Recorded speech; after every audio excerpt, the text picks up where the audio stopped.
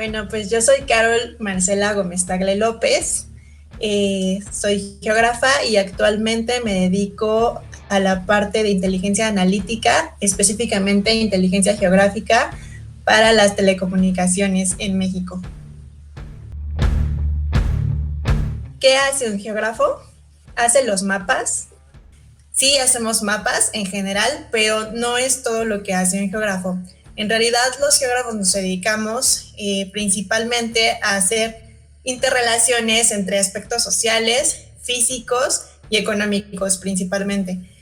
Que después eso lo representamos en mapas es otra cosa. Más bien los mapas son una herramienta que utilizamos para hacer otra técnica que se llama análisis espacial y que está muy, muy interesante y divertida. ¿Cómo se le dice a una mujer? ¿Geógrafo o geógrafa? Bueno, usualmente a mí me dicen geógrafa.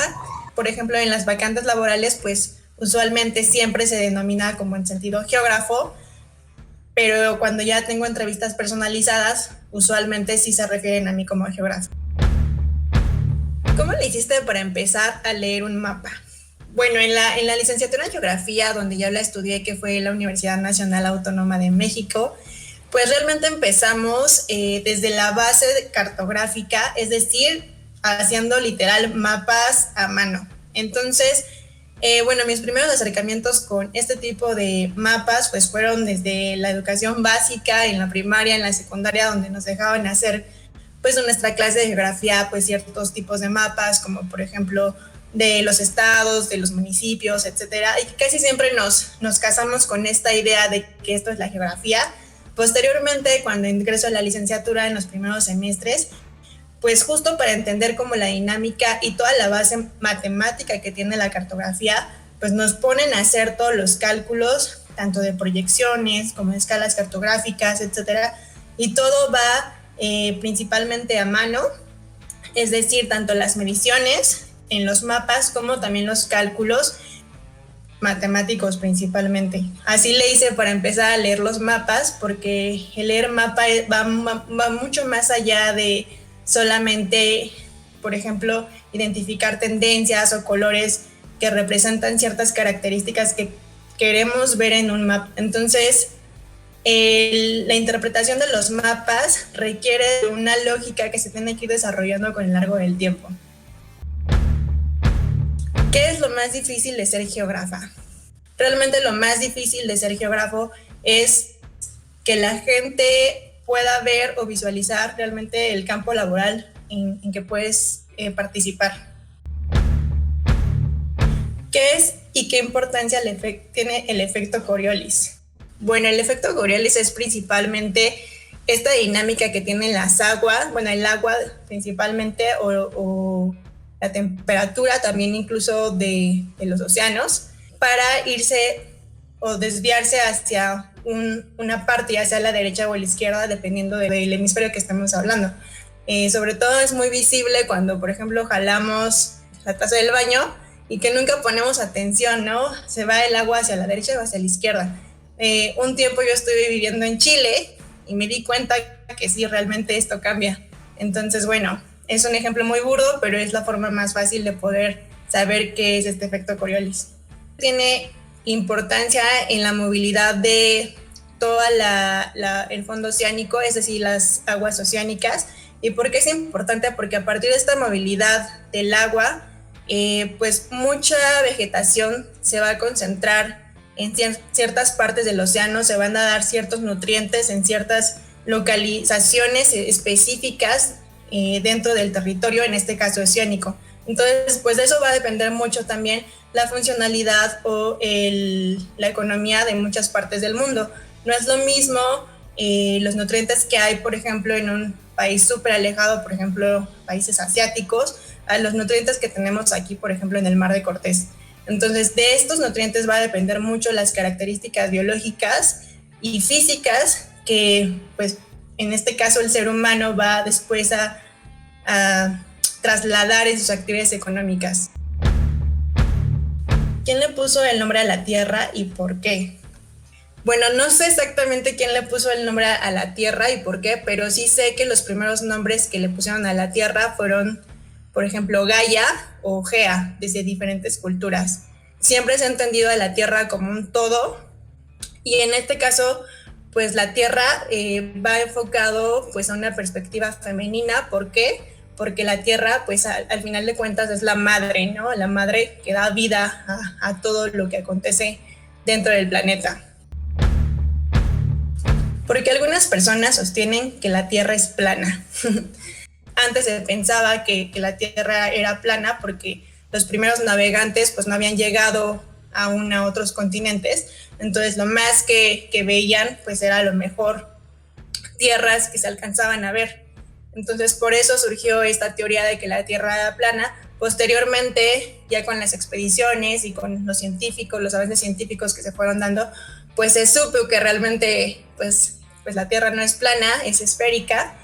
Y bueno, hoy en día es un tema muy debatible porque pues vuelven a surgir en la actualidad personas que se les llama terraplanistas, que vuelven a sostener desde su perspectiva y con fundamentos que ellos llaman científicos que la Tierra es plana, pero pues realmente pues ya tenemos hoy toda la tecnología, incluso tenemos satélites que ya nos permiten ver la Tierra, la forma de la Tierra desde el espacio, y bueno, evidentemente sabemos que pues no es plana.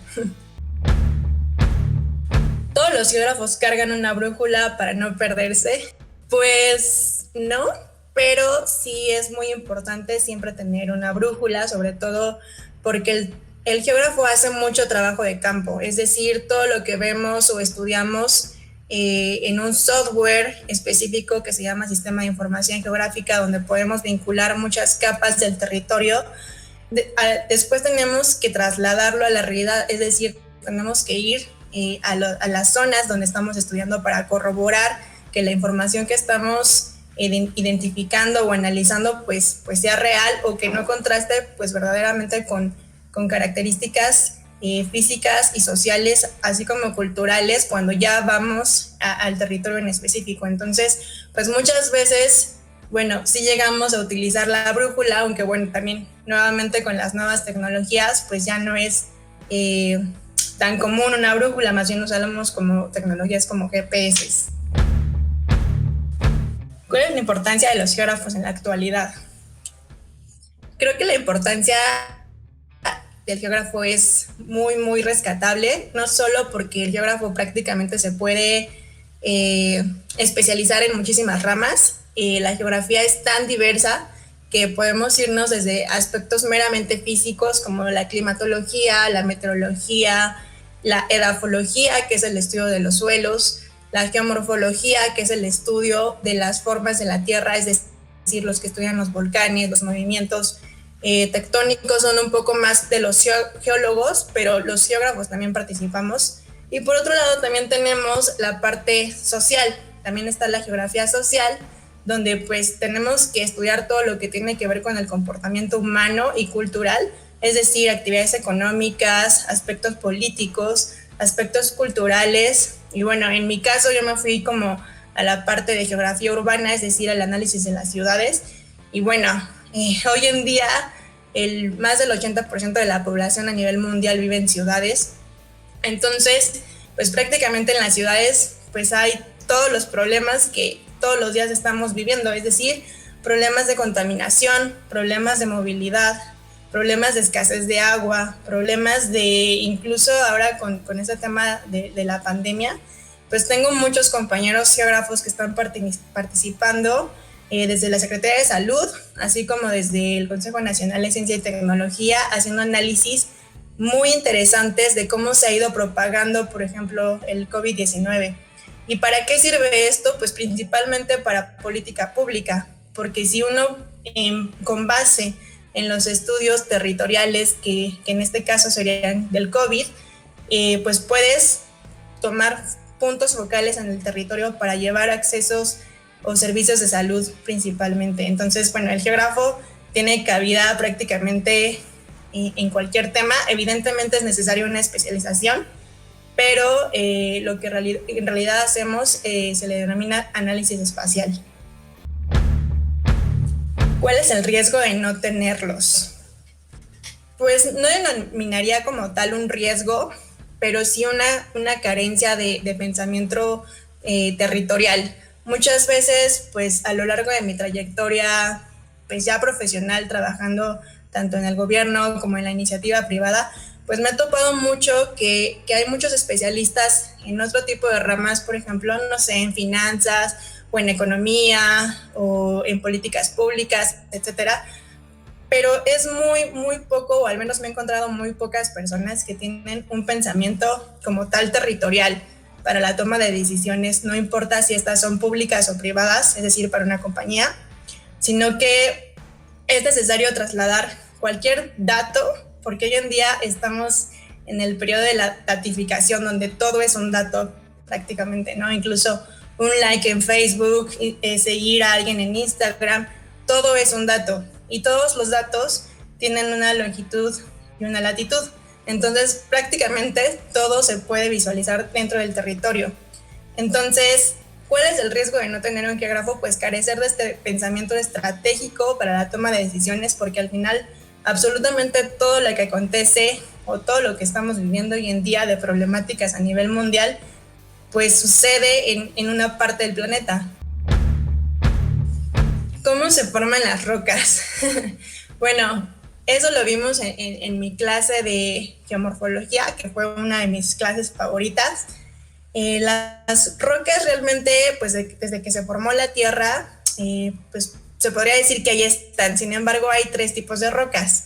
Y bueno, cada una de estas se forma de manera distinta. Están por un lado las metamórficas, que son rocas que pasan por ciertos procesos físicos y químicos muy importantes, porque a la hora de que la Tierra literal se mueve con las capas tectónicas, pues es como si estuviera haciendo todo el tiempo este movimiento. Entonces, las rocas, aparte de que están expuestas a una carga de temperatura impresionante, pues tienen una composición química y física muy diferente. Entonces, por eso podemos llegar a encontrar rocas que se ven incluso como diamantes o de muchísimos colores. Bueno, esas son las rocas metamórficas.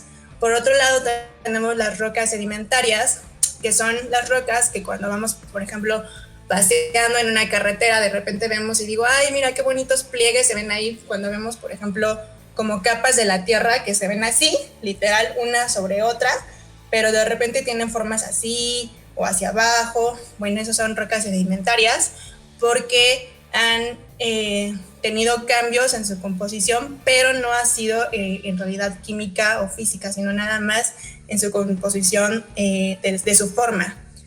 Y por otro lado tenemos las ígneas, que son las rocas que salen de los volcanes literalmente. Por ejemplo, aquí en el Valle de la Ciudad de México, mucho de la zona sur está conformado por rocas ígneas, es decir, por ejemplo, todo CEU, todas las personas que han visitado Ciudad Universitaria, grandes rocas, bueno, esas salieron del volcán Chitle hace muchísimos años. Entonces, bueno, ¿cómo se forman? Pues depende mucho del tipo de roca que estamos hablando y de su origen. ¿Qué es lo más divertido de ser geógrafo? ¿Tienes alguna anécdota? Bueno, a mí estudiar geografía fue lo mejor que me pudo pasar en la vida, porque porque empecé a entender el territorio mexicano desde una perspectiva muy diferente. Con las prácticas de campo, todos los semestres teníamos al menos 3 prácticas de campo, entonces empecé a visitar muchos países del país que en realidad no son turísticos. Muchas veces nos casamos con la idea de que viajar dentro del país pues es ir a las playas o a los lugares como más icónicos, por ejemplo en este caso de México, pero en realidad México es mucho más diverso y mucho más amplio de lo que uno piensa. Entonces, ¿qué es lo más divertido? ¿Qué fue lo más divertido para mí de estudiar geografía? Pues el conocer verdaderamente México, el conocer verdaderamente sus necesidades, las necesidades diferenciadas de las personas, porque pues en México hay muchos tipos de cultura. No es lo mismo platicar con una persona súper norteña, no solo por su acento, sino por su forma de entender el territorio, su forma de vida, a platicar con alguien, por ejemplo, de Yucatán. son personas completamente diferentes y que de cada una pues realmente puedes aprender muchísimo. Y, y una anécdota que me gustaría contar, pues es una de mis prácticas de campo favoritas, fue ir al volcán Paricutín, que está en Michoacán. Fuimos igual con mi clase de geomorfología y bueno, fuimos estudiando pues desde su origen, cómo se formó este volcán, los cambios que hubo pues en el territorio en ese entonces. En Michoacán había un pueblito muy chiquitito ubicado donde justo empezó a nacer este volcán. Y bueno, estaba este pueblito, de repente nace de la nada un volcán. La gente dice, bueno, pues quién sabe qué, no va a pasar nada. Y de un día para otro hace explosión y entierra por completo al pueblo, ¿no? Es una historia muy, muy triste en el sentido de las personas. Pero cuando nosotros fuimos a la práctica de campo, pues literal, subimos al cráter del volcán. Hoy en día ya no está activo, pero entender la composición, desde cómo se forma este volcán, toda la, se podría decir su evolución de la Tierra, ¿no? Cómo nace, crece, explota como tal y hoy en día se encuentra inactivo. Entonces, esa fue una de las mejores prácticas de campo porque para subir al volcán más o menos fueron entre 10 y 12 horas entre subir y bajar.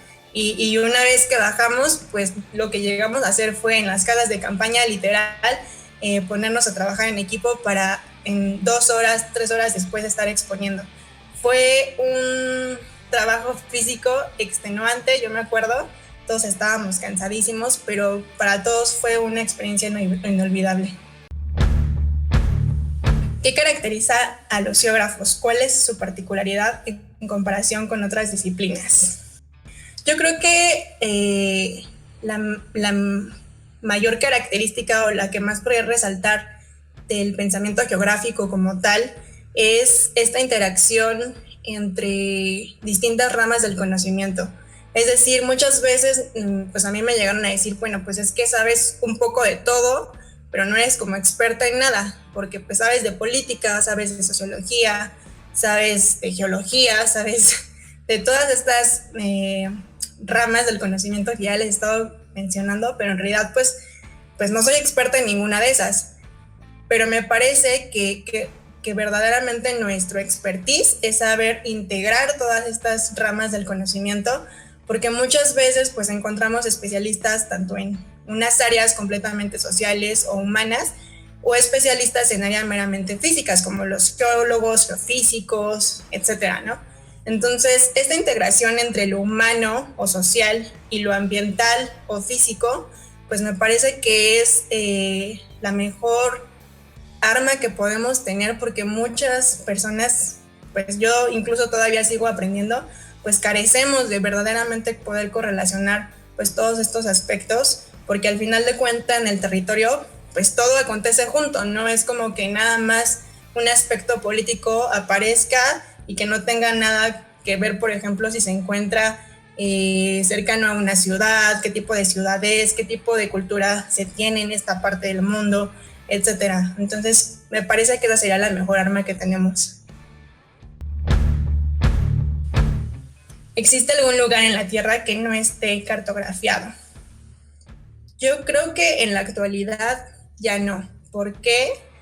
Porque pues ya tenemos nuevas tecnologías, como les había mencionado, todo lo que son imágenes satelitales ya cada vez están más de punta y prácticamente todo el planeta, todo el tiempo tiene satélites alrededor que está captando no sé cuántas imágenes por segundo para ver justo los cambios, por ejemplo, de cobertura, de temperatura, de precipitación, etcétera.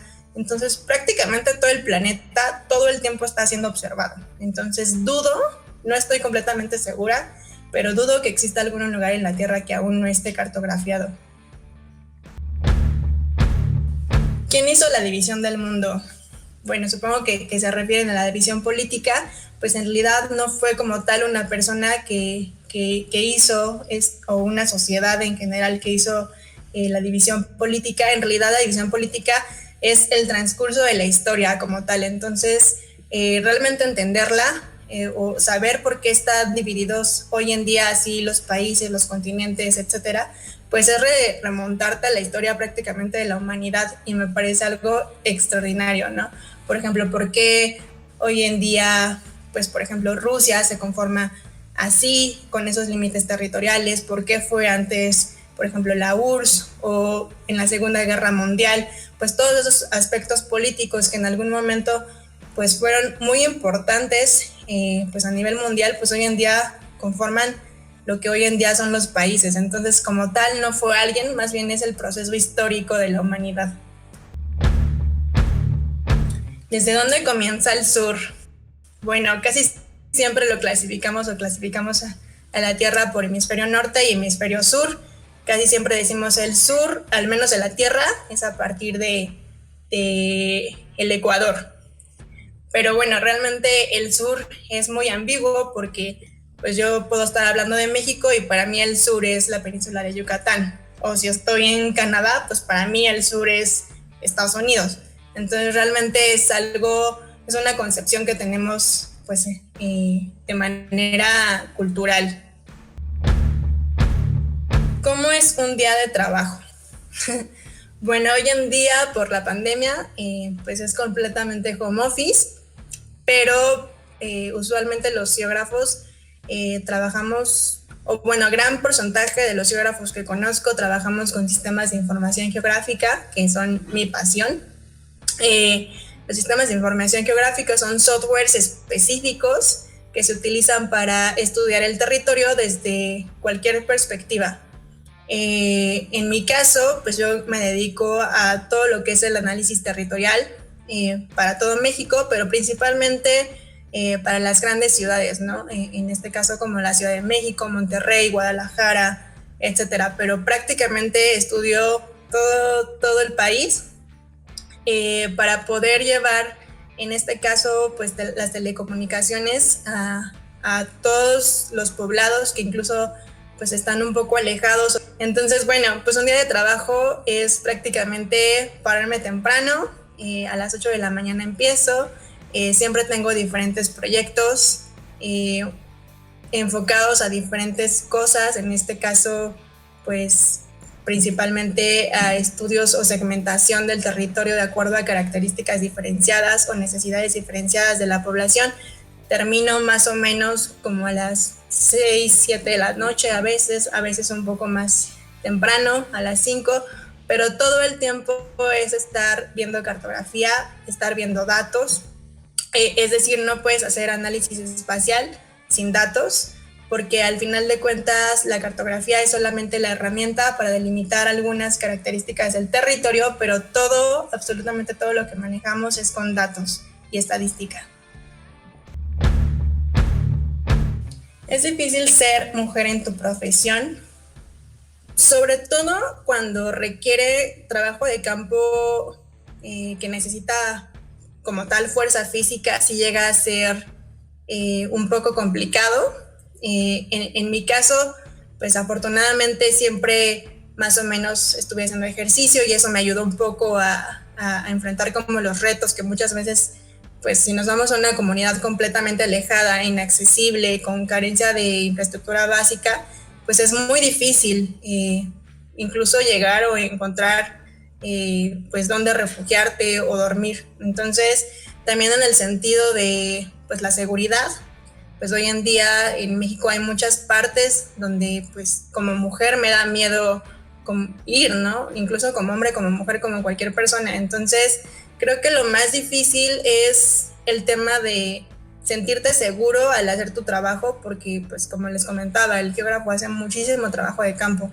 Entonces, pues si de repente nos mandan a zonas que ya se sabe que son per se inseguras o que sabes que posiblemente te estás exponiendo al ir, bueno, pues ahí hay una decisión difícil a veces, ¿no? Que tenemos que ir a trabajar sabiendo esto.